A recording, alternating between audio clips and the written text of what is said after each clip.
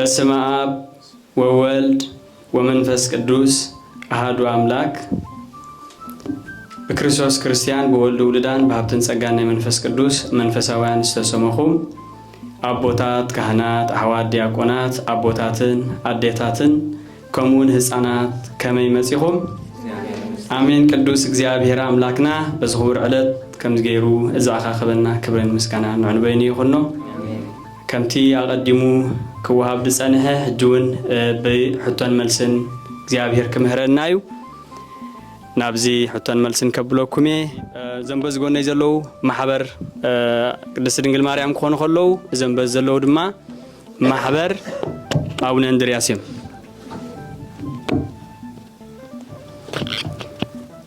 በቅድስት ድንግል ማርያም ከጅምሬ ናብ ሕቶታትና ካብ ሓደ ክሳብ 6 ካብ ሓደ ክሳብ 4 ምረጹ ካብ ሓደ ክሳብ 4 ቁጽር 4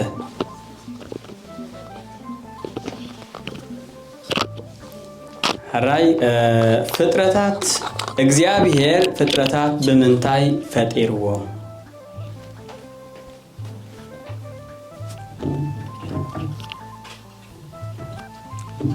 በስመ አብ ወወልድ ወመንፈስ ቅዱስ አሐዱ አምላክ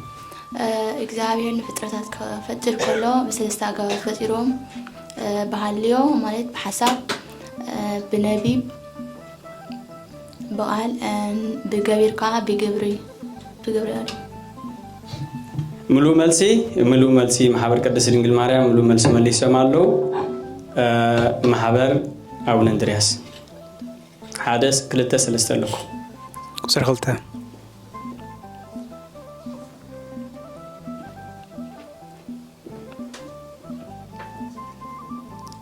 እሺ አስተውሉ።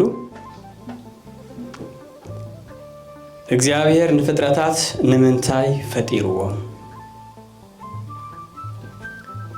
በስመ አብ ወወልድ ወመንፈስ ቅዱስ አሐዱ አምላክ እግዚአብሔር አምላክ ንፍጥረታት ዝፈጠረሉ ምክንያት ሰብን መላእክትን ስሙ ወዲሶም መንግስት አምላክ ኮርሱ ነፍሰ ስጋ ነፍሰ ነፍስ መግበ ስጋ መግበ ነፍስን ከሆኑ አንኩሮን ተዘክሮን ድማ ሙሉ መልሲ ማሕበር አቡነ እንድርያስ ወን ሙሉ መልስ መልሰማለሁ። ራይ እጅ ድማ ናብ ቅድስት ድንግል ማርያም ቁጽር 1 ቁጽር 3 አለው ቁጽር 3 እግዚአብሔር ፍጥረታት ከምንታይ ፈጢርዎ? በስመ አብ ወወልድ ወመንፈስ ቅዱስ አሐዱ አምላክ እግዚአብሔር አምላክ ፍጥረታት ካብ እምሃበ አልቦ ሃበቦ ካብ ዘይምንባር ናብ ምንባር ፈጢርዎ ከምውን ግብር ዘእም ግብር ካብቶም ቀዲሞም ዝተፈጥሩ አዋሂዱ ፈጠሮም። እሺ ሙሉ መልሲ ማሕበር ቅድስት ድንግል ማርያም ማሕበር አቡነ እንድርያስ ቁጽር 1 ኣለኩ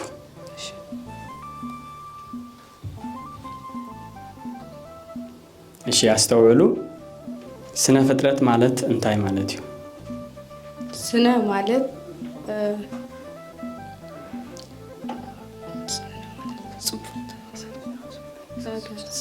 ሰነ ካብ ዝብልናይ ገጽ ቃል ዝወፅእ ኮይኑ ምልኩዕ ጽቡቕ ማለት እዩ። ፍጥረት ማለት ከዓ ምፍጣር ፍጥረት ማለት እዩ። በሐፈሻ ስነ ፍጥረት ከዓኒ ዝጸበቐ ፍጥረት ወይ ከዓ ዝመልክዐ ፍጥረት ማለት እዩ። እሺ ሙሉ መልሲ ሓንቲ ሕቶላትኩም ቁጽሪ 5 ቁጽሪ 6 ቁጽሪ 5 እግዚአብሔር አስተውሉ። እግዚአብሔር አብ ዕለተ እሁድ ክንደይ ፍጥረታት ፈጢሩ በቀደም ተኸተል ግለጽ ወይ ግለጺ። እግዚአብሔር በዕለተ እሁድ 8 ፍጥረታት ይፈጢሩ ንሶም ከዓ ሓዊ ንፋስ ማይ መሬት ድሕሪ ጸልማት 7 ሰማያት መላእክት ህሙንዳተኻ ብርሃን ፈጢሩ ማለት እዩ። ሙሉ መልሲ ማሕበር ቅድስት ድንግል ማርያም ማሕበር አቡነ እንድርያስ እግዚአብሔር አብ ዕለተ እሁድ استوعلوا እግዚአብሔር ኣብ ዕለተ እሁድ ኣብ ቀዳማይ ሰዓት ናይ ለይቲ ክንደይ ፍጥረታት ፈጢሩ ቀደም ተኸተል እሺ በስመ አብ ወወልድ ወመንፈስ ቅዱስ አሐዱ አምላክ አሜን። እግዚአብሔር አምላክ ኣብ ቀዳማይ ሰዓት ዕለተ ሰንበት 5 ፍጥረታት ፈጢሩ 4 ባህርያት ስጋን ጸልማት ጋር 4 ባህርያት ስጋ ጋር እሳት ንፋስ ማይ መሬት ብዳሪኻ ጸልማት አመዳት ሙሉ መልሲ እምበር ዝነበረና ሕቶታት ብዛዕባ ናይ ስነ ፍጥረት ክኸውን እንከሎ ሕጂ ቀፂሉ ዘሎ ድማ ብዛዕባ ነገረ እምነት ክኸውን እዩ ነገረ ሃይማኖት ክኸውን እዩ ካብ 1 ክሳብ 4 ኣለኩም ማሕበር ቅድስት ድንግል ማርያም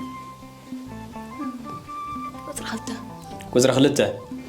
ኣብ መንጎ ምእማንን ምትእምማንን ዘሎ ፍልሊ ግለጽ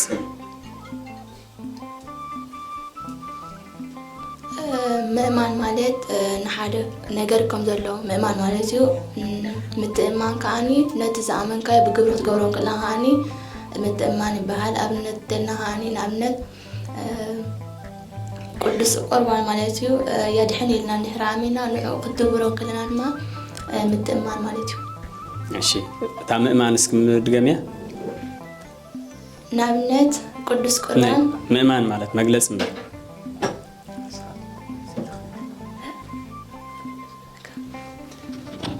ምእማን ማለት ንስኻ ክትምርምሮ ዘይትኽእል ይኸውን ኢልካ ምእማን ማለት እግዚአብሔር አምላክ መጋቢ ኩሉ ምዃኑ ኩሉ ኻሊ ምዃኑ እግዚአብሔር አምላክ ናይ ኩሉ ፈጣሪ ምዃኑ አምላክ ምዃኑ ምእማን ማለት እዩ። እዚ ምእማን እሺ ሙሉ መልሲ ማሕበር ቅድስት ድንግል ማርያም ማሕበር አቡነ እንድርያስ ቁጽሪ 2 3 ቁጥሪ 4 ኣለኩ ቁጽሪ 3 ሃይማኖት ክንደዩ በመጽሐፍ ቅዱስ አሰኒ ኸረድ ሃይማኖት ሓንቲያ ምሳ ድማ ኣብ ኤፌሶን 4:5 ሓንቲ እምነት ሓደ ጎይታ ሓንቲ ጥምቀት እዩ። ሙሉ መልሲ ማሕበር ቅድስት ድንግል ማርያም ቁጽሪ 1 ቁጽሪ 4 ኣለኩ ቁጽሪ 4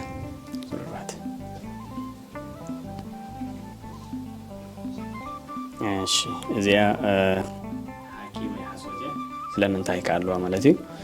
ሃይማኖት እግዚአብሔር ንደቂ ሰባት በመግላጹ ዝተረኸበ አምላኻዊ ህያብ እዩ ሐቂ ወይ ሐሰት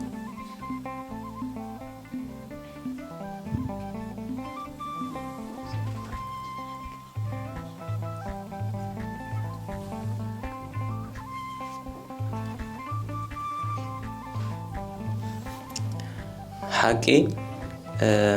ምክንያት ካ እግዚአብሔር አምላክ ነቦና አብርሃም ከም ዝተገለጸሉ ይረዳ። እሺ ሙሉ መልሲ ሃይማኖት ደቂ ሰባት በአኼባ ገይሮም ዘቆሙ አይኮነን ኩሉ ግዜ መስራቲ እግዚአብሔር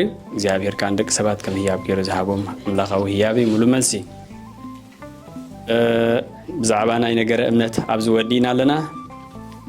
ሕጂ እዚ መጽኻኒ ብዛዕባ ህልውና እግዚአብሔር ይክኸውን ማለት እዩ ዝራሓደን ዝራሓለተ ያ ናባኹም ክልተ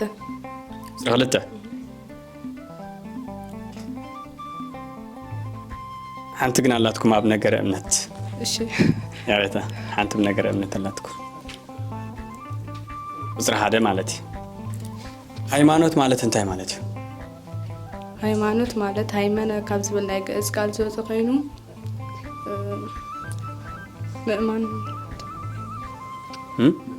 ምእማን ምትእማን ማለት እዩ። እሺ ሙሉ መልሲ ማሕበር ቅድስት ድንግል ማርያም ካብ ንህልውና እግዚአብሔር ካብ 1 ክሳብ 2 ኣለኩም ክልተ ቁጽሪ 2 ካብ ባህርያት እግዚአብሔር 5 ጥቀሱ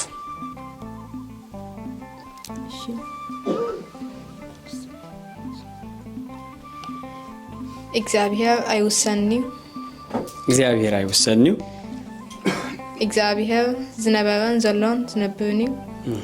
እግዚአብሔር ሓያል እዩ እግዚአብሔር ፈቃሪ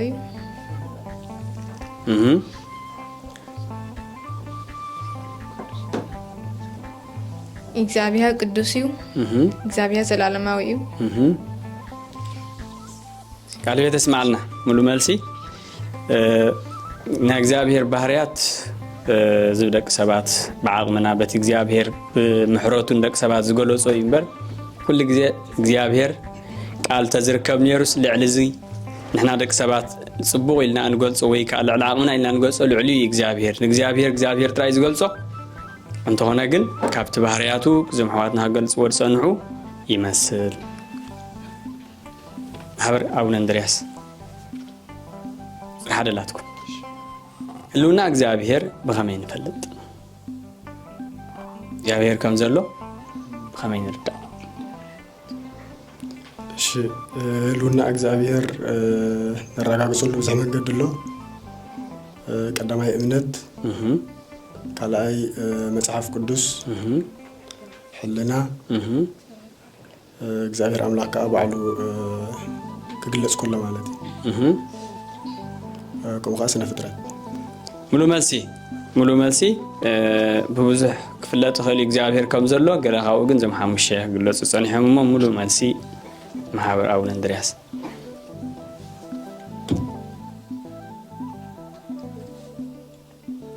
ኣብዚ ቀፂልና ድማ ብዛዕባ ኣስማተ እግዚአብሔር ክኸውን እዩ ናብ ማሕበር ቅድስት ድንግል ማርያም ሓደን ክልተን ኣለኩም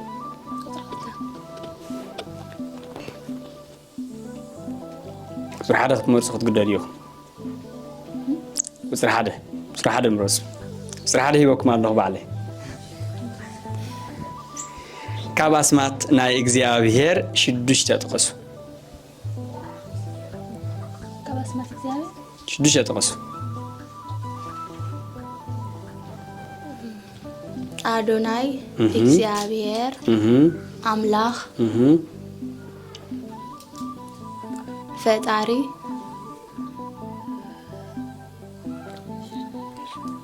ኤልሻዳይ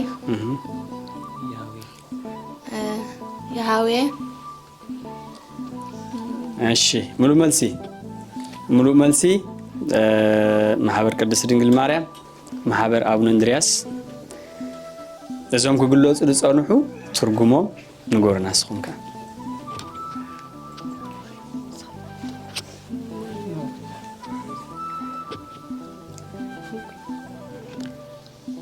ፈጣሪ ማለት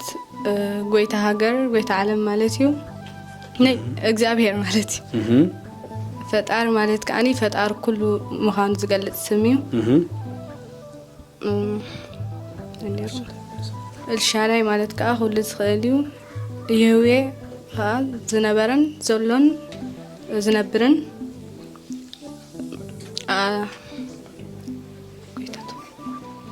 አዶናይ ማለት ከዓ ጎይታ ማለት እዩ ምን ተሪፍ ለጠቀስኩም ሎዲ እሺ ሙሉ መልሲ ያህዌ ያ هذا كابز قتيلنا جدما بزعبا حامشاي ماده مستير كخونيو ناب محبر قدس ድንግል ማርያም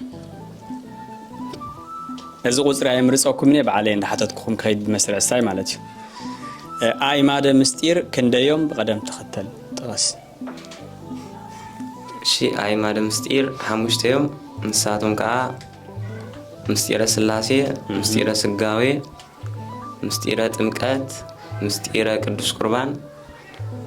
ምስጢረ ትንሳኤ ሙታን ሙሉ መልሲ ማሕበር አቡነ እንድርያስ ቀጽላት ሰዕብና ባኹም ሕተያ አይ ማደ ምስጢር ማለት እንታይ ማለት እዩ አይ ማደ ምስጢር ማለት አንድ ናይ ቤተክርስቲያን ናይ ምስጢራት አንድ ማለት እዩ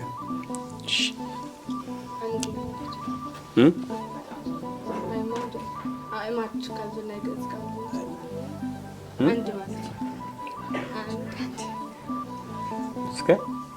በመዋስኪ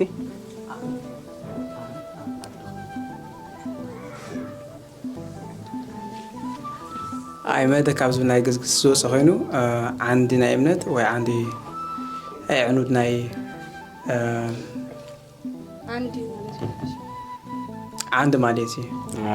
አራይ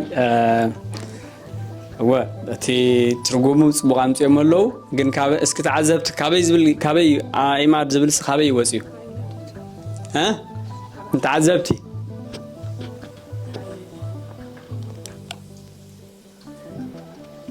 من على زميل سالي اوكي مسجزينا عماد مستير مالت عمد كاب زبلنا يجز قال زوص خوينو ترجمه عند مالتي نبزحات كون كلها عماد بجز بتقرنيا خا عنود يخون مالتي محبر قدس دنجل مريم سلامتاي عماد مستير سلامنتاي عماد مستير تبهيلو مخنيات ثلاثه مخنيات تقسم عماد مستير تبهل لهم نأمنت بان زي أمنت زي إيش لذي يقلصوا هذا كمون بزر تكبر زي منفس قدس لنا أبل ثالثاي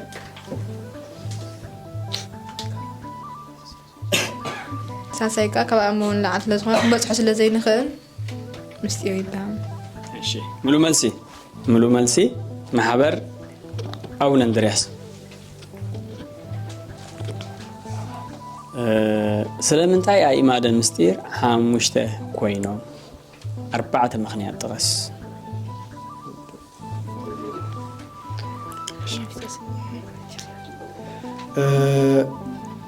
ቀዳማይ እግዚአብሔር አምላኽ ካብ 5 ሕብስትን 2 ዓሳን ገይሩ ን5 ሰባት 5,000 ሰባት መጊቡ ስለ ዝነበረ ከምኡ ካብ ብሉይ ኪዳን ከዓ አቦና ቅዱስ ዳዊት ንጎልያድ ምስ ጎልያድ ክጋጠም ክበኣስ ከሎ 5 የእማንን ሓንቲ ዋንጭፍን ሒዙ ስለ ዝኸደ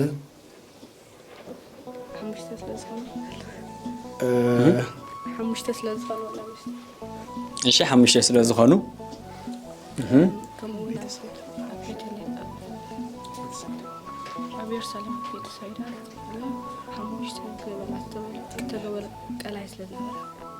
خوخ بيت سيدا 5 ገበላ ዝተገበረን ቀላይ ስለ ዝነበራ ካልኸ 4 በጽሕና ኮዝለ 3 በጽሕኩም ኣለኹ ኣብ ቀዳማይ ቆሮንቶስ ሐዋርያ ቅዱስ ጳውሎስ ካብ ብእላፍ ቃላት ተዛሪቦም ኣብ ማሕበር ዝምህርሲ 5 ቃላት ብየእምሮ ምዝራብ يحشني يلوس لازنورة. ملو ملسي محبر قدس دنجل مريم ناب محبر ياريتا محبر أبو أندرياس نا محبر قدس دنجل مريم كن سجرينا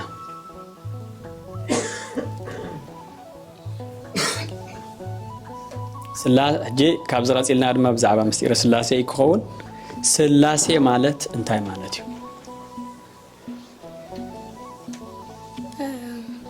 سلاسي مالت كاب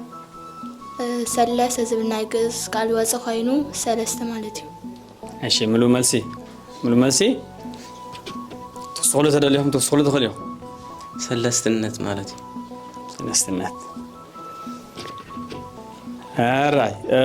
محبر أبو أندرياس نمجمع عجزية سلاسي زبل قال استتقم أبو من يبهال مع سامة مرتين يرو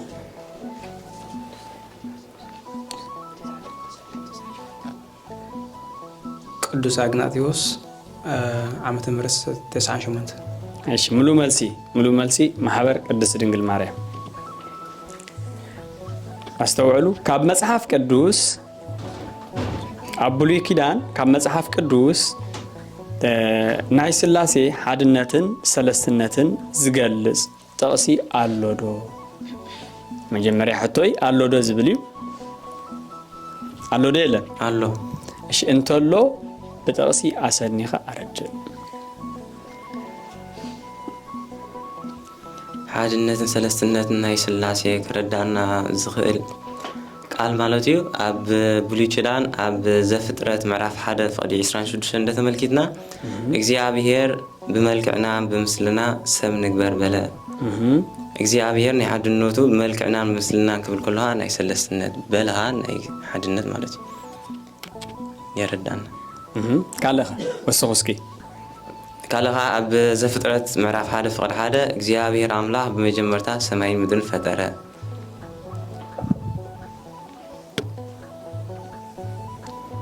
حراي توسقط خليهم تلكم وديهم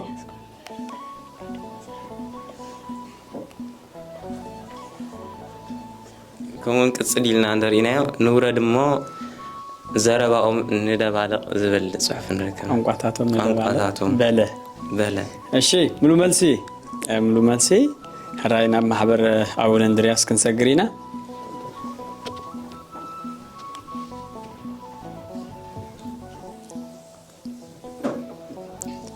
استوعلوا بلو اب حديث كيدان كبزعبا ناي سلاسي سلستنت زغلص አሎዶ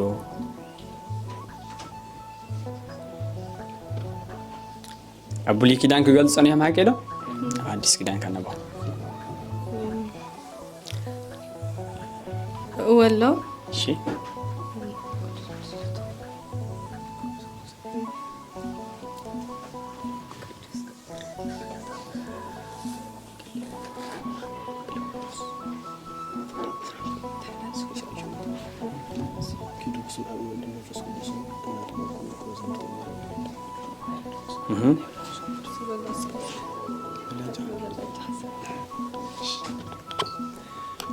አሎ ኢት መልሲ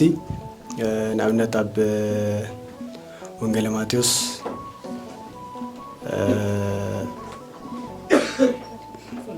ምዕራፍ 28 ካብ 19 ሳብ 20 ኪዱ ብስም ኣብን ወልድን መንፈስ ቅዱስን እናጥመቅኩም ዝኣዘዝኩኹም ኩሉ ክገብሩ ዝማሃርኩኹም ኩሉ ክገብሩና ኣምሃርኩም ደቂ መዛሙርተይ ግበርዎም ዝብላል ብስም ኣብን ወልድን መንፈስ ቅዱስን እሺ ሙሉ መልሲ ያ ብዙሕዩ ገለ ሓደ ካብኡ ግን ዝሓውና ክተቆሰል ፀንሐ ማለት እዩ ብስም ኪዱ ብስም ኣብን ወልድን መንፈስ ቅዱስን እናጥመቅኩም ደቂ መዛሙርተይ ግበርዎም ዝብል ሙሉ መልሲ ካብ ዝቐፂልና ሓንቲ ሕቶ ክሓተኩም እየ ብድሕሪኡ ክንውዲ ኢና ማለት እዩ ናይ ስላሴ ምሳሌ ካብ ዝኾኑ ሓንቲ ተዋሱ ማህበር ቅዱስ ድንግል ማርያም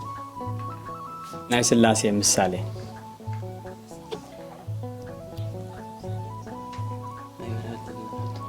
حتى يبرهتلكم زعبا ناي سلاسي مثالي تمهيرنا نيرنا الحقي تمهيرنا نيرنا ابيت كريستيان ناس ناي سلاسي مثالي غيرنا ابنات نتقملهم حانتي بلاسو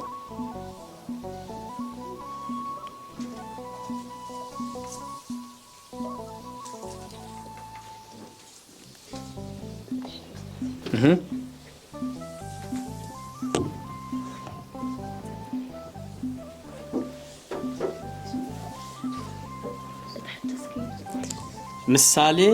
ንስላሴ ምሳሌ ናተማህርና ነርና ሀገዶ በምንታይ እንደምሰሉ ስላሴ ስላሴ በምንታይ ምሰሉ بماي مسلو ስለምንታይ አጅ ከመይ አሪልና ነው ግለጽልና በማይኩ ምሰሉ ከሎ ከመይ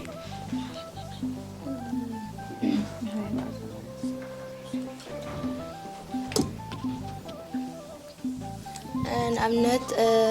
በማይ እንድሕና ወይ በባሕሪ እንድሕና ببحر زمسل أب مالتيو أن بطولنا دمسل كاني والد مالتيو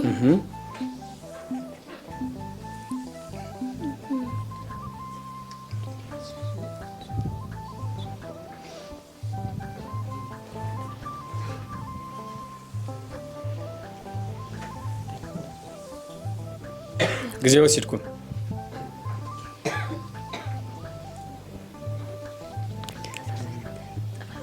يا أخلكم جزية بزحي بكم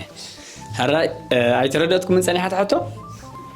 بتقولنا تو جزية والدي مثالي لا حفتنا باتي جزف ويكا بجزف خاني جزية من جزية من جزية أب جزية من فسكدوسكا بحر انتاي كوخون كله بصفحاته እግዚአብሔር አብ ይልና ለና ሐቀይ ክንቃሳቃስ ከሎ በማን መሰለሱ እሺ አይመለስኩማን በምላአት አይመለስኩማን ናባኹም ማህበር አቡነ እንድሪያስን ሓንቲ ካብ ናይ ስላሴ ምሳሌ ተጠቅሱ ያ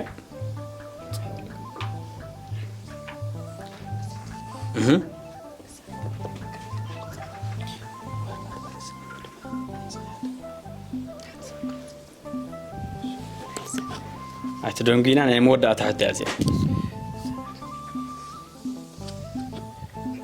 نسلاس مستير مارلو نابن تابس نفترض ترينا تمار بعد بحر السجاب ناي مستير سلاسيون كن ريم نهلنا مالتي. كمان؟ نابن تأسات سيدنا وعين تالو ساد ما درقيو برهند مالو. بزي مستير 4 يوم تاع نناتو مستير لونكم سلس حدا خلو حدا ساعة نقولنا سلس ساعة بحر لو مالتي. ملو ملسي يا ملو ملس محبر أبو أندرياس إذا نبرنا حتى نزي مسل እግዚአብሔር አጀሚሩ በሰላም ዘፈጸመና ክብርን ምስጋናን አንበይኒ ሆኖ ወስብሐት ለእግዚአብሔር ወለወላዲቱ ድንግል ወለመስቀሉ ክቡር አሜን።